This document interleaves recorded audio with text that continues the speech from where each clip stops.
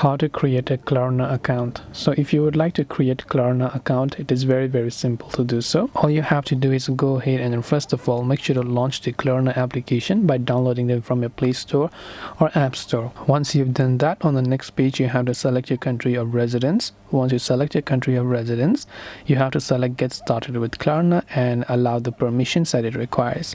Here you can see the option called create account. So tap on create account. Here you have to enter your phone number and tap on continue. Then once you've verified your phone number, that will be sent to your 6-digit verification code, right? So enter that code here. After that, you also have to choose an email address and also enter the code that will be sent to your email address. After you've done that, on the next page it will ask you to basically get notified about this stuff. You can go ahead and select those options, and just like that, your Klarna account will be successfully created.